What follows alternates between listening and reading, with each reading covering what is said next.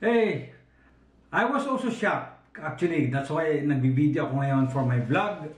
Kasi it's been many times already na binabanggit ni Miss Berot na nagmamahal na yung grocery. Initially, hindi talaga ako naniniwala. Or kung nagmamahal man siya, konti-konti lang. And I went with her today, just today, para makita it for myself or ako mismo makita. And yes, I am shocked. She's telling the truth. Alright, so kwento ko sa inyo. Bigyan ko na kayo ng update kung ano na yung gastusan dito. Actually, ayoko sana mag-grocery price update sa inyo. Pero it's getting weird and ridiculous already, I think. But that's the perfect word that I can use for that one. So, watch out for this. Stand by. Isa-isa natin yung pinamili namin. Tingnan nyo kung gano'n na siya kamahal. And especially for those people na papunta pa lang dito, are you ready for this? So, watch out.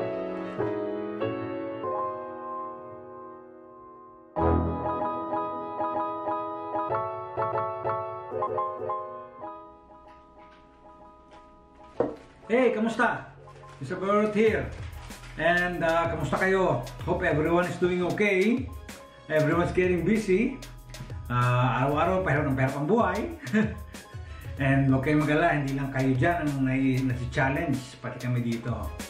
Regardless kung engineer ka, or you're working in an office, you're working in a factory, you know, you're working in the medical field, pare-pare tayong pagdadaanan. Dahil ang kinakain natin, ang mabilihin natin is pare-pareho. Pero bago po i-detalye yan, maraming salamat muna sa mga patuloy na nag-subscribe, na nag-like, and yung nag-watch ng aking mga videos. And just like what I said on my last video, hindi ko kayo encourage na mag-click agad ng subscribe, although syempre I would appreciate that. Pero I want you to watch first, especially if you are planning to come here in Canada, whatever path you want, like student, express entry, kung meron pa bang PNP or FSW, I don't know. Maybe that's gonna be a next update for you. Pero just like what I said, i-watch nyo muna yung mga videos ko. Baka tanong nyo, nasagot ko na. Kasi madami na yun, I think. Nasa 80 na yata yung videos ko. And although halo-halo yun, pero if you want, you can click the playlist about Buhay Canada at yung perspective.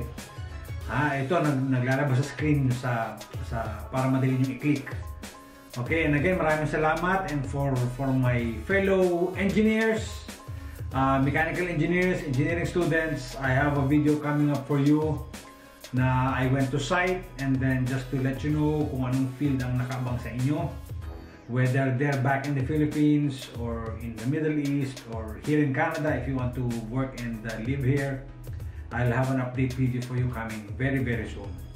But for now, maraming salamat sa inyong lahat. And like what I said sa intro, I was shocked myself. Mahal na pala talagang bilihin. And just to give you a bigger picture of this, dumating kami dito a few years back, 6-7 years. Nakakapuno kami ng grocery cart for $80 only. Ngayon, papaalam ko sa inyo kung ano ang aabot ng $80. Just bear with me. And I'm doing this para yung mga papunta dito is aware of what's in store for them in terms of yung gastusin sa araw-araw. Baka kasi nasa short-sighted kayo in terms of yung work na meron kayo dito, tsaka yung sahod. Pero most likely, wala kayong idea talaga in detail kung ano yung gastusin dito, especially yung grocery. Now, kung pupunta kayo dito ng mag-anak kayo, kung mag-asawa lang kayo, meron kayong isang anak, 2, 3 anak, 4 na anak, okay, baka gusto nyo mag-isip ng kaunti kasi it's gonna be very difficult unless you have a lot of money na limpak-limpak. Na in my thinking, yung simple brain ko, kung marami ka ng pera, ba't ka aalis ng Pilipinas? Ba't ka aalis ng Middle East if you're already comfortable there? I'm not talking about the future of your kids. That's a different story. Okay, I have a different point of view on that one, which kung abangan nyo sa channel ko, I will tell you that. Pero that's a different story. What I want to deal with you now is, andito kami for the past 7 years, and kita-kita namin ang pagtaas ng presyo ng bilihin dito sa Canada. Sabi ko nga kanina, I don't want to go on details about the grocery prices kasi anyway, pagkain yan eh.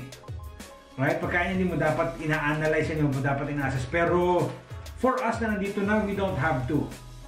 Pero ako, ang concern ko kayo, na especially paparating dito, yung mga nagpa-plan pumunta dito, if you have enough fund to support yourself, especially sa mga pang-araw-araw pagkain, this video is for you. So let us start with the list. And sabi ko kay Miss Barot, bago niya ilagay sa ref namin, let me show it to you para somehow makatulong ako about information sharing of what we have here currently. Alright, so again, like what I said, $80 before, puno na yung cart namin. Kompleto yun, karne, gulay, ultimo personal hygiene, yung mga pang toothpaste, mga ganon. Kompleto yun, $80. That is 6-7 years ago. So labas dito yung pandemic, labas ang inflation. Now you will be telling me, siyempre nag-pandemic, nag-inflation. Bakit? Dito lang ba sa Canada nag-inflation, nag-pandemic? Diba dyan din sa atin, sa Pilipinas, dyan sa Middle East, or wherever you're coming from? Lahat yan buong mundo So it will have the same impact. And again, my goal is to let you know kung ano yung current prices here. And I think I have a good example for you kasi dalawa lang kami ni Miss Barurot. So technically, it's about food for two only. Okay, food for two, which is the minimum plans that you have, you should come here as a couple. Now, it's up to you kung paano nyo i-multiply in terms of kung may dala kayong mga bata or mga anak. Okay? Let's start. Ang goal namin kanina umaga, before we leave the house, sabi namin, sige, mag-grocery tayo.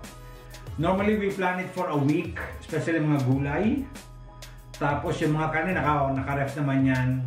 And then, yung personal hygiene, normally pang 1 month. Actually, minsan may 3 months pa Depende kung ano available, tsaka depende sa price. So, we started with our food for the week. Okay, and sabi namin, we already know this is a tough time. So, sabi namin, sige, damihan natin yung gulay. At least makakamura tayo. So, I'll show you.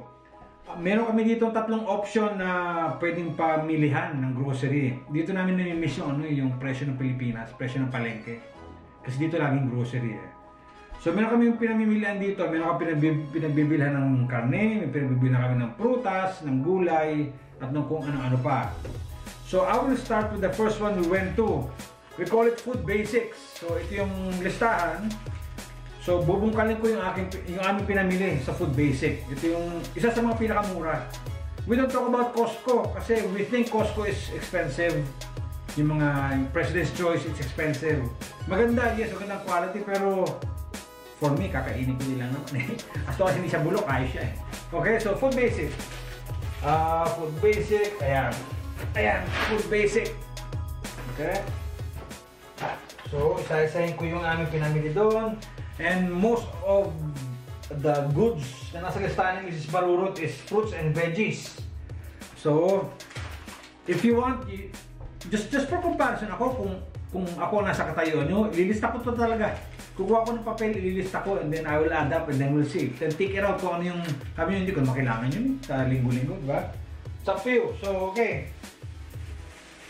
Hindi ko naman nauna yung talong. Talong. Chinese eggplant. Chinese eggplant is quickly. Chinese eggplant. Where are you? Okay. $1.42. Itong dalawa. Okay, $1.42. Talatag dito sa lamesa ha. Sabi ni Miss Barurot, yan niya Ilalagay na lang sa rep. Lemon. Yan, ilalagay ko yung price sa monitor. Dito sa screen. Yung price ng lemon. Okay? Ilalagay ko din spring onion. Ayan. Tama, ganoon na lang. Lalagay ko na lang sa screen para makita nyo. Para pwedeng screenshot later. Spring onion. Kamatis. Okay, kamatis. Ayan, kamatis. Nagdagdag pa siya. So, ayan, mga 6 na piraso, 5 piraso ng kamatis.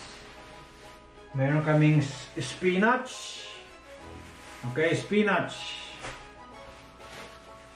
Meron din kaming broccoli. Okay, broccoli. Yung broccoli. Green beans. Okay, green beans.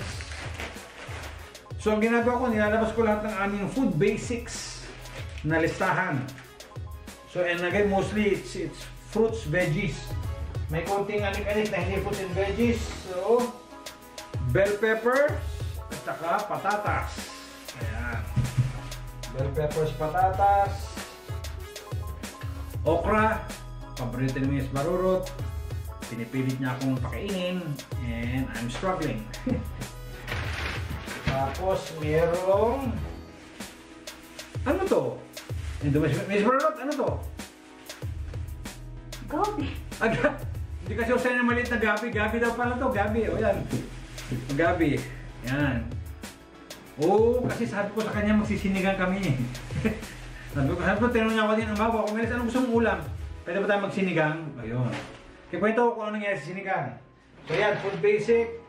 Gulay lahat yan. At saka, may binili sa doon nakita na isda. This is golden red fish. Frozen. And just so you know, baka yung may hilig sa isda dyan, mahal ang seafood dito kasi malayo kami sa dagat. Ang mura dito yung mga freshwater na fishes. Okay, depende kung sino nag-breed or what. And then, medyo winarningan ako ni Miss Bird kanina.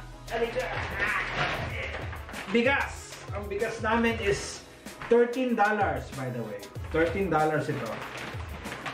$13 plus gulay. And then may binili siyang gatas. Ito pa pala. Hindi na pala gulay. Ito pa. Ito yung mga pangmabilisan. Pag nagutom ka sa gabi, yan, noodles. Bumili siya ng noodles, cup noodles. At saka yung lutuin na noodles. Yan. Food basics pa rin ito ha. Food basics. Butter. Okay? Butter. Gatas. Medyo a little different yung gatas namin kasi special ito kay Miss Barurot. So, syempre, spoil natin ng konti. And then, meron din tofu, pamalit sa meat. Pag nakikrave ka ng meat, mag-tofu ka na lang. Tapos, meron din isang cream cheese. Pantawid din to kasi tinapay. Importante yung pantawid sa gabi pag nagugutom. Kaysa magluto ka, tsaka hindi rin maganda kumain ng marami sa gabi, di ba? Normally, bumibili ako ng kape. Ako pa, patanggin nyo. So, kape. Dalawang binibili kong ganito. Pero since ito pala, magkano to? Nasa $6 naka-sale. $5.99. Dalawang ganito bibili ko sana. Eh, sabi ko, sayang ano. Nakita ko to, $3.99. So, duda ako sa lasa, pero sabi ko, try ko na rin. So, kape. Dalawang kape. Malakas ako sa kape. Actually, binawasan ng Miss Barurot. So, and then, lastly is itlog. Eggs. Isang dosena. $4.49. Puti ito, hindi yung brown. Mas mahal yung brown. Diba? Okay, so, lahat yan, kung nalistan nyo yung mga ipinas ko sa screen, hindi ako nakasalita. Okay. Ano sabi ko kanina, nakapuno, 7 years ago, nakapuno kami ng cart ng $80. Kompleto na yun, meat, personal hygiene, gulay, prutas, kape, anik-anik. $80. Ngayon, base sa binigay ko na mga gulay, ito, galing ito sa basket, nakadalawang basket kami ng ganito. Okay, food basic. Food basic, baka naman. Baka naman maka-discount yan, dalawa yan, dalawa. So, total, itong nilatag ko sa inyo ngayon is $108.67. Ayan, may listahan ako. In case hindi nyo makita. Nakalagay dyan 108.67. Nagmahal na siya ng 20, pero take note, wala pa kaming karne. Isda pa lang yan. Wala pang karne. I don't know, if this is too much for you, maybe. Pero for us, kami ni Miss Barurot, wala kaming anak on this one, tapos kami lang dalawa talaga. Normally, this will last, especially sa gulay, kung hindi mabubulok, this will last for a week already. Okay, a week. Hindi na kami kakain sa labas yan. So, $108.67. Walang karne. So, ayun, nakita ko, sinensan ako ni Miss Barurot. 1 to 2 weeks daw, ini-stretch pa namin yan. Which is makes sense. Ini-stretch namin yung $108.67. And again, wala pa karne ha. So, tingnan natin ngayon yung... tapos na yung food basic. So, puntahan natin yung pangalawang grocery. Pangalawang grocery na pinamilihan namin. Alright, so pinalipit ko tuloy kay Miss Barurot. So, after that, nakita namin may mga bagay na mahal sa Food Basics, tsaka yung mga hindi namin nakita doon. Lipat kami sa kabilang grocery. Bam! Lipat kami sa Fresco. Okay, Fresco.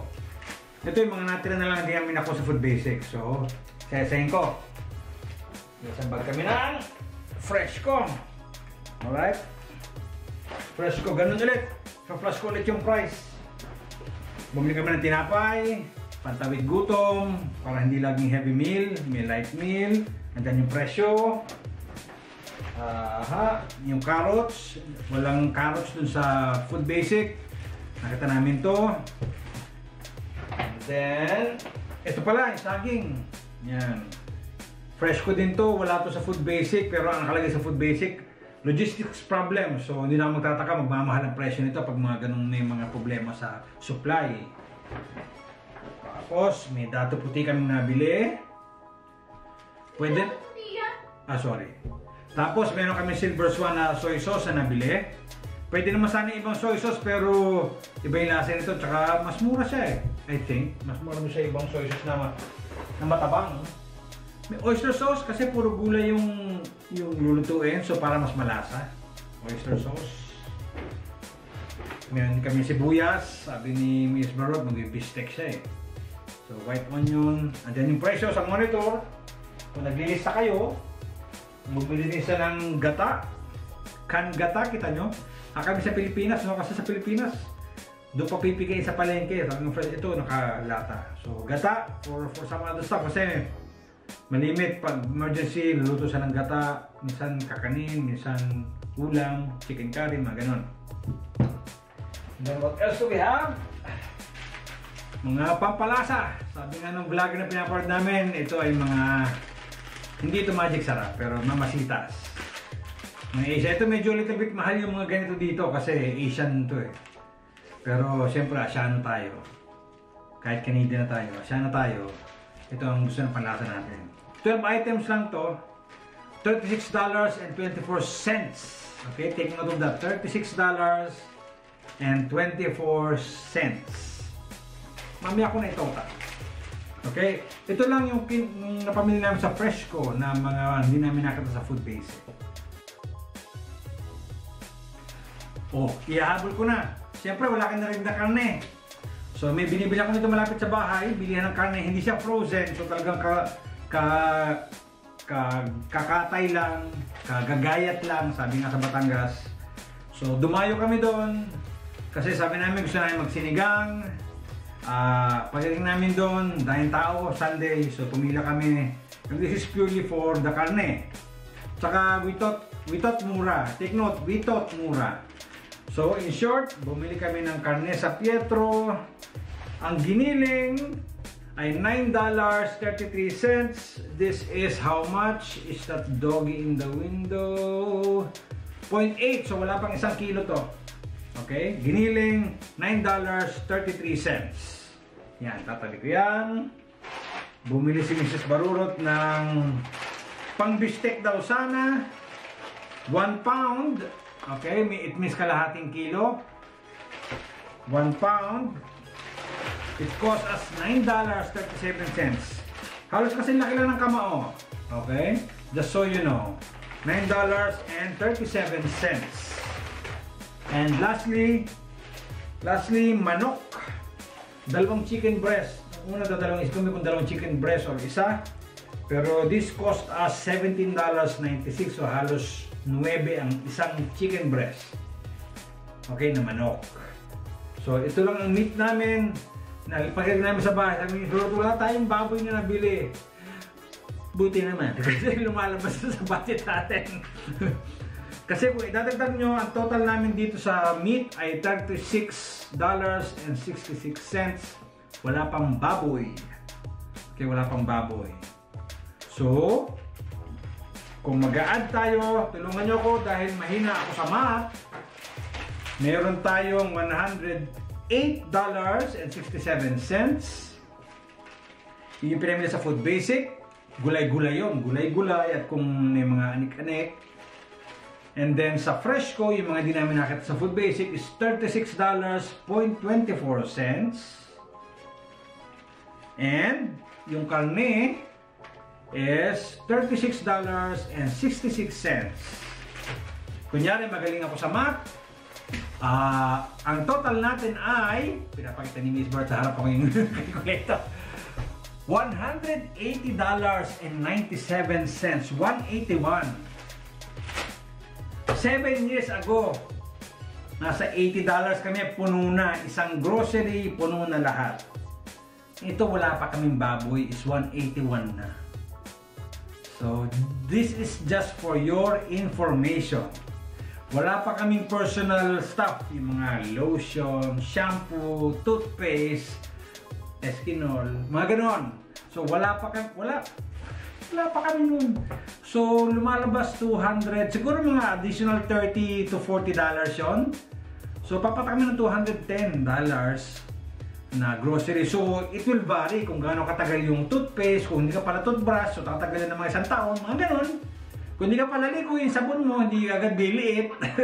Mga ganon. Pero, just so you know, nilalatag ko lang kung ano yung mga typical na binibili mo, kung saan pupunta yung sahod mo. Diba? So, yung sahod mo, medyo calculate din. We don't like math, pero dito, mukhang kailangan mo ng math. Alright? So, yun lang naman ang point ko. Pasensya na, napahaba, pero I think this is very useful. This is current August 2023, approaching September 2023. Ang sabi nila, tataas pa ito. Okay, tataas pa ito. So, this is for your information, for your advanced information.